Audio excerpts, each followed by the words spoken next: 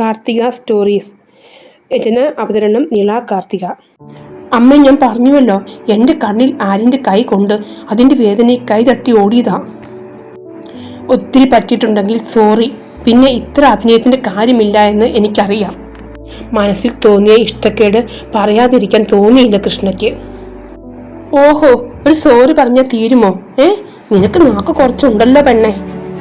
അനിതേ, കയ്യിലിരുന്ന് വാഴക്കൊല അടുക്കളയിൽ വെച്ചുകൊണ്ട് തലയിൽ കെട്ടിയിരിക്കുന്ന തോർത്ത് കൊണ്ട് ദേഹം തുടച്ചങ്ങോട്ട് വന്നു ഗോപൻ. എന്താ ഇവിടെ കിടന്ന് ഒച്ച?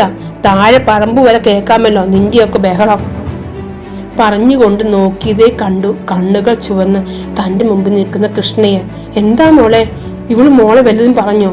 മോൾ കരഞ്ഞോ? അയാൾ വാത്സല്യത്തോടെ തോളി തൊട്ട് ചോദിച്ചതേ ആ അച്ഛൻ്റെ സാമീപ്യത്തിൽ അതുവരെ വല്ലാത്തൊരു സമ്മർദ്ദത്തിൽ നിന്ന അവൾക്ക് മനസ്സിനൊരു അയവ് തോന്നി. ഇല്ല അച്ഛ, കണ്ണിലെന്തോ കരട് പോയി. അവൾ പറഞ്ഞതേ ആര്യൻ മുഖമുയർത്തി നോക്കി. ഇവളെന്താ നുണ പറഞ്ഞത്? നഖം കടിച്ചു തുപ്പി ആലോചിച്ചു ആര്യൻ. കുഞ്ഞളിയൻ അധികം കടിച്ചു തുപ്പണ്ട. അവള് നിന്നെപ്പോലെയല്ല, പക്വതയുള്ള കുട്ടിയാണ്, കാര്യപ്രാപ്തിയും. നിന്നെപ്പോലെ ചില നേഴ്സറി പിള്ളേരെ പോലെ അമ്മയോട് ചെന്ന് പരാതി പറഞ്ഞ ടൈപ്പല്ല എന്ന്. സച്ചി മുണ്ട് മടക്കി കുത്തി അവനെ ഒന്ന് കടുപ്പിച്ച് നോക്കിയിട്ട് മുറിയിലേക്ക് പോയിരുന്നു. ഓ, നിങ്ങൾക്ക് ഇവിടെ കണ്ണ് ചുവന്നേ കണ്ടുള്ളൂ. നമ്മുടെ മോന്റെ കൈ ചുവന്നിരിക്കുന്നു. ദേ, ഈ പെണ്ണ് കാണിച്ചതാ. അവർ പരാതി പറഞ്ഞതും അവന്റെ അടുത്തേക്ക് ചെന്ന് കയ്യിലൊന്ന് പിടിച്ചു ഗോപൻ. നിനക്ക് വേദനയുണ്ടോ? ഇല്ലല്ലോ. എന്നാൽ വേഗം ഒരുങ്ങിക്കോ, കട്ടക്കളത്തിൽ പോകാം. അനിതയുടെ വാക്കുകൾക്ക് കാതു കൊടുക്കാതെ വെളിയിലേക്ക് നടത്തിയിരുന്നു അയാൾ. അപ്പോഴെല്ലാം കൃഷ്ണയുടെ മിഴികൾ ആര്യനിലായിരുന്നു. അവന്റെ പക്വതയില്ലായ്മ വല്ലാതെ നോവിച്ചു. ഈ സമയം മുറ്റത്തൊരു കാർ വന്നു നിൽക്കുന്നതും അന്നിറങ്ങി വരുന്ന വേണിയെയും ആനന്ദിനെയും കണ്ടു. അവർക്ക് രണ്ടുപേർക്കും മുഖം കൊടുക്കാതെ അകത്തേക്ക് നടന്നു അവൾ. അപ്പോൾ നീയും അവളും രണ്ട് മുറിയിലാണോ കിടപ്പ്? അതിശയം കേട്ടതുപോലെ രാഹുൽ ചോദിച്ചത് അവരുടെ മുഖത്ത് നോക്കാതെ തലയാട്ടി കാണിച്ചതും അവിടെ ഒരു കൂട്ടച്ചിരി മുഴങ്ങി. തന്റെ ചുറ്റിനും നിന്ന് ചിരിക്കുന്ന കൂട്ടുകാരെ ദേഷ്യത്തോടെ നോക്കി ആര്യൻ. ദേ, മനുഷ്യൻ ഇവിടെ മുള്ളേൻ നിൽക്കുക. അപ്പോഴാ പറയുകയും കരിവാഴ്ച നിൽക്കുന്ന പത്തിയിലൂടെ തലോടി. കട്ടക്കത്തിൽ നിന്ന് വിശക്കുന്നുണ്ടെന്ന നുണ പറഞ്ഞ് നേരത്തെ ഇറങ്ങിയതാണ് കൂട്ടുകാരെ കാണാൻ വേണ്ടി. അപ്പോൾ നിന്റെ അമ്മയെ പോലെ അച്ഛനും മനസ്സിലായി കാണും നീ ഇപ്പോഴും കുഞ്ഞാവയാണെന്ന്. അത് അവൾക്ക് മനസ്സിലാകണ്ടെന്ന് വിചാരിച്ചു. അവർ മുറി മാറ്റി. അതിനിപ്പോൾ തെറ്റു പറയാനും പറ്റില്ല. നീ കുറച്ച് വിയർക്കും മനൂട്ടാ. ജെയ്സൺ പറഞ്ഞുകൊണ്ട് പാറപ്പുറത്തേക്ക് ഇരുന്നതും കയ്യിലിരുന്ന ബോൾ അവന്റെ നടുമ്പുറത്തിനിട്ട് ആഞ്ഞെറിഞ്ഞു ആര്യൻ.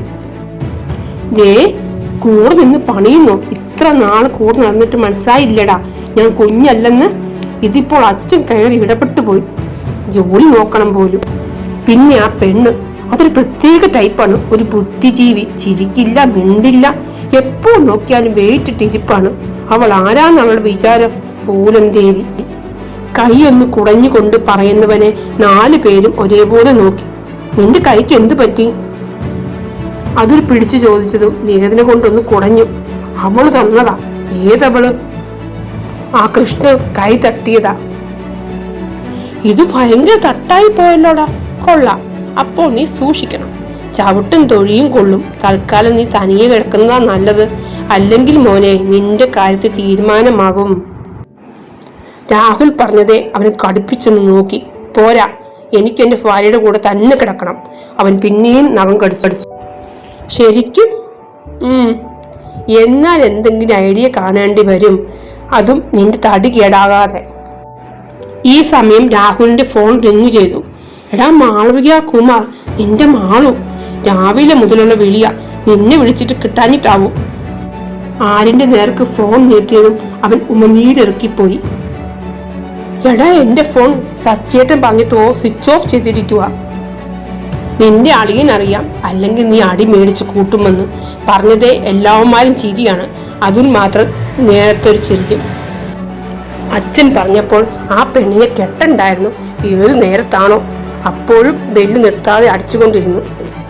പിന്നെ എന്തിനാടാ കോപ്പേ നീ ഞെളിഞ്ഞു നിന്ന് കെട്ടിയത്? അന്നേരം പറഞ്ഞുകൂടായിരുന്നു വാ തുറന്ന്? അതുൽ മുണ്ടും മടക്കി കുത്തി ദേഷ്യത്തോടെ അവന് നേരെ കൈ വീശിയതേ അവന്റെ ഫോൺ ബെല്ലടിച്ചിരുന്നു. എടാ ഫോൺ എടുക്ക്. ആ പെണ്ണ് ബാംഗ്ലൂരിൽ നിന്ന് വണ്ടിയും വിളിച്ച് ഇങ്ങോട്ട് വരും. ആന്നെ പോലെ ആകില്ല മോനെ, അവൾക്ക് അസ്ഥിയിൽ പിടിച്ചതാ. നിന്നെയും കൊണ്ടേ പോകൂ, അല്ല എന്നതായിരുന്നു പറയുകയും അവന്റെ കയ്യിലേക്ക് കൊടുത്തതും അത് തെളിഞ്ഞു വരുന്ന നമ്പറിലേക്ക് ദയനീയമായി നോക്കി നിന്നുപോയി ആര്യൻ ഫോൺ കൊടുക്കുകയും ബെല്ലടിച്ചു നിന്നിരുന്നു. എടാ കോപ്പേ, അടുത്ത കോളിന് എടുത്തോണം, അല്ലെങ്കിൽ അവൾ നിന്റെ വീട്ടിൽ വന്ന് കയറും. പിന്നെ ഇപ്പോൾ ഉള്ളതിന്റെ കൂടെ കൂടുതൽ സ്വഭാവ ഗുണങ്ങൾ തലയിൽ ചാർത്തി കിട്ടും.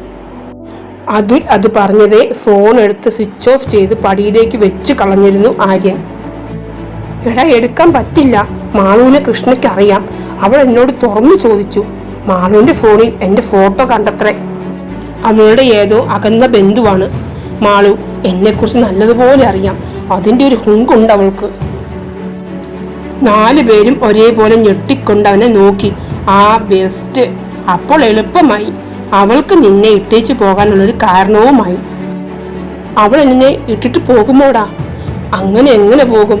ഞാൻ എന്നെ താലി കെട്ടിയത്, എനിക്ക് അവളിൽ അവകാശമില്ലേ? എടാ പൊട്ട, ഇപ്പോഴത്തെ പെൺകുട്ടികൾ കല്യാണം കഴിക്കാതെ എങ്ങനെ ജീവിക്കാമെന്നാണ് വിചാരിക്കുന്നത്? പിന്നെ പഴയതുപോലെയൊക്കെ എല്ലാം സഹിച്ച് കെട്ടിയോന്റെ കീഴിൽ കിഴക്കത്തൊന്നുമില്ല. അപ്പോഴെ ഡിവോഴ്സ് മേടിച്ച് സ്വന്തം കാര്യം നോക്കിപ്പോകും. പോരാത്തതിന് കൃഷ്ണയ്ക്ക് നല്ലൊരു ജോലിയുമുണ്ട്. പിന്നെ നിന്നെപ്പോലെയല്ല, നല്ല പക്വതയുണ്ട്, മിടുക്കിയ. അവൾ എപ്പോൾ പോയെന്ന് നോക്കിയാൽ മതി മോനെ. യബിൻ പറയുന്നത് കേട്ടതും കൈവിരൽ തുമ്പിലെ മിച്ചമുള്ള നഖം കടിക്കാൻ തുടങ്ങിയിരുന്നു ആര്യൻ. ശരിക്കും? അങ്ങനെ ചോദിച്ചു പോയവൻ. സാധ്യതയുണ്ട് മോനെ, തള്ളിക്കളയാൻ പറ്റില്ല. അതുകൊണ്ട് നീ അവൾ കൈവിട്ടു പോകാതിരിക്കാൻ നോക്ക്. അതായത് പോകാത്ത വിധം കൊടുക്കണം നിന്റെ പ്രണയത്തിൽ. രാഹുൽ പറഞ്ഞതേ പകപ്പോടെ നോക്കി ആര്യൻ. പ്രണയിക്കാനോ? അതും അവളെ നടന്നത് തന്നെ. ടെൻഷൻ കാരണം എബിൻ വലിച്ചുകൊണ്ടിരുന്ന സിഗരറ്റ് മേടിച്ച് ചുണ്ടിൽ വെച്ചു നീട്ടി വലിച്ചു. പുകയെ വായുവിലേക്ക് തള്ളിവിട്ടു ആര്യൻ. എടാ പെണ്ണിനെ വീഴിക്കാൻ ഇതേ മാർഗമുള്ളൂ. ഉള്ള കാര്യം പറഞ്ഞാൽ ഒന്നും തോന്നരുത്. നിനക്ക് മുടിഞ്ഞ ഗ്രാമറാടാ. ഞങ്ങളെക്കാളും കിളികൾ വീണിരിക്കുന്നത് നിന്റെ വലയിലാണ്. പിന്നെയാണ് ഇവള്.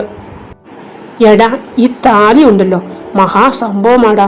അതിന് ഈ പെണ്ണുങ്ങൾ വലിയ വിലയാണ് കൊടുക്കുന്നത്. അമ്മച്ചി കാണുന്ന സീരിയലിൽ പറയുന്നത് കേൾക്കാം. ഓ, കണ്ണു നിറഞ്ഞു പോകും. ജസ്റ്റിൻ എന്തോ ഓർത്ത പോലെ തലയൊന്ന് കുടഞ്ഞു നേരെയിരുന്നു. അതുകൊണ്ട് അതിൽ കയറി മുറുക്കെ പിടിച്ച് നീ പ്രണയിച്ചു. അഭിനയം അത് നിന്നെ പഠിപ്പിക്കണ്ടല്ലോ. ഇതിപ്പോൾ ഒരു താലി കെട്ടിയെന്നല്ലാതെ കിടപ്പ് രണ്ടിടത്ത്. നിന്റെ അച്ഛൻ നിങ്ങൾക്കിടയിൽ ലക്ഷ്മണരേഖ വരച്ചിരിക്കുകയാണ്. അത് മറികടന്ന് നീ ഒരു മാരീചനായി അവളെ തട്ടിക്കൊണ്ടു പോകേണ്ടി വരും. ജെയ്സൺ കയ്യിലിരുന്നൊരു കല്ല് അടുത്തുള്ള കുളത്തിലേക്ക് എറിഞ്ഞുകൊണ്ട് വലിയ കാര്യം പറയുന്ന പോലെ പറഞ്ഞതും ഒന്നും മനസ്സിലാക്കാതെ നോക്കിപ്പോയി ആര്യൻ. എങ്ങോട്ട്? നീ ഇതെന്തൂട്ട് തേങ്ങയായി പറയുന്നേ? അവൻ തലയ്ക്ക് ചൂട് പിടിച്ചതുപോലെ മുടിയൊന്ന് ഉലച്ചുകൊണ്ട് അവരെ നോക്കി. ദേ മനു, നീ വീട്ടിൽ പോകാൻ നോക്ക്. ഗോപനച്ചൻ നിന്നെ തിരക്കുന്നുണ്ടാവും. ഇവന്മാരുടെ സംസാരം കേട്ട് ആവശ്യമില്ലാത്ത ഇടങ്ങേറിപ്പോയി പെട്ടേക്കരുത്. അവൾ നിന്റെ ഭാര്യ തന്നെയാണല്ലോ. നീ ആദ്യം ഉത്തരവാദിത്വം കാണിച്ചൊരു ജോലിയിൽ ഉറച്ചു നിൽക്ക്. അപ്പോൾ തനിയെ ആ പെണ്ണ് നിന്റെ മുറിയിൽ വരും. അതുൽ പടിയിൽ നിന്ന് എഴുന്നേറ്റ് അവന്റെ അടുത്തേക്ക് വന്നുകൊണ്ട് പറഞ്ഞതേ രാഹുൽ അവന്റെ മുമ്പിൽ കയറി നിന്നു. ഓ, വന്നു ഒരു ഉപദേശി. അവൻ വിയർക്കാതെ ജീവിക്കുന്ന കണ്ടിട്ട് നിനക്ക് പിടിക്കുന്നില്ലേ അതുലേ? നിന്നെ പോലെ ഇവനിപ്പോൾ അതിന്റെ ആവശ്യമുണ്ടെന്ന് തോന്നുന്നില്ല. അതും കട്ടപ്പടി. ബാങ്ക് മാനേജരും കട്ടക്കളം തൊഴിലാളിയും ഒരു ചേർച്ചയുമില്ല. പറഞ്ഞുകൊണ്ട് നിന്നതേ ഫോൺ ഒരിക്കൽ കൂടി ബെല്ലടിച്ചു. എടാ എടുക്ക്, അല്ലെങ്കിൽ ആ പെണ്ണ് എനിക്കിന്ന് സ്വൈര്യം തരില്ല. രാഹുൽ നീട്ടിയ ഫോൺ മേടിക്കുമ്പോൾ പറയാനുള്ള കള്ളത്തരങ്ങൾ മനസ്സിൽ കണക്ക് കൂട്ടി വെച്ചു ആര്യൻ. ഹലോ രാഹുൽ. ഹലോ മനു, അവസാനം നിന്നെ കിട്ടിയല്ലോ. ഞാൻ ആകെ പേടിച്ചു. എന്തു പറ്റി? നീ എന്താ ഫോൺ എടുക്കാതിരുന്നത്? മെസ്സേജിന് റിപ്ലൈയും ഇല്ല. Are you okay? മാളു നിർത്താതെ പറഞ്ഞതും ആദ്യമായി ഒരു വിറയൽ അനുഭവപ്പെട്ടു ആര്യന്. മാളു, അത് ഞാൻ എൻ്റെ തൊണ്ട വരണ്ടതും ഉമിനീരിറക്കി നനച്ചു വിട്ടുകൊണ്ട് നിന്നു. അവന്റെ കയ്യിൽ നിന്ന് ഫോൺ തട്ടിപ്പറിച്ചിരുന്നു അതുൽ. എടി, ഇനി ഇവനെ വിളിക്കണ്ട. ഇവന്റെ കല്യാണം കഴിഞ്ഞു. പെട്ടെന്നായിരുന്നു, പറയാൻ പറ്റിയില്ല.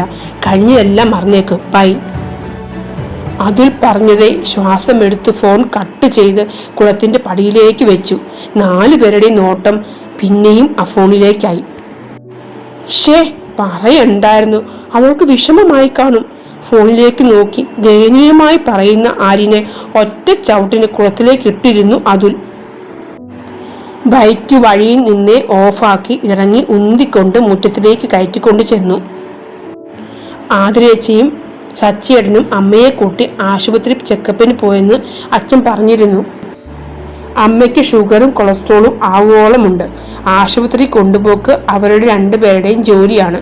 നന്ദേട്ടന്റെ കാർ പോർച്ചിൽ കിടപ്പുണ്ട്. നനഞ്ഞു കുതിർന്ന തന്റെ ശരീരത്തെ ആകെ മൊത്തം ഒന്ന് നോക്കിയവൻ നേർത്തൊരു കാറ്റടിച്ചതും ദേഹം ഒന്ന് കുളിരു കോരിയതും ഒന്ന് വിറച്ചു വിട്ടു. കൈകൾ തമ്മിൽ കൂട്ടി തിരുമ്മിക്കൊണ്ട് ചാരിയിട്ടിരിക്കുന്ന വാതിലും തുറന്ന് അകത്തേക്ക് കയറിയതേ നന്ദേട്ടന്റെ മുറിയിൽ പതുങ്ങി വർത്തമാനവും ചിരിയും കേൾക്കാം. ബാക്കിയുള്ളവന്റെ ജീവിതം ഇരുട്ടിലാക്കിയിട്ട് ഈ കിന്നാരം കൊള്ളാം. ടേബിളിൽ ഇരിക്കുന്ന ഏത്തപ്പഴത്തിൽ നിന്ന് ഒരെണ്ണമെടുത്ത് തൊലി പൊളിച്ചു വായിലേക്ക് വെച്ചു കഴിച്ചുകൊണ്ട് എല്ലായിടവും നോക്കി. അവരുടെ മുറിയിൽ നിന്ന് കുറുകലുകളും മൂളലുകളും കേട്ടതും അവന്റെ ചുണ്ടിൽ കുസൃതി ചിരി നിറഞ്ഞു.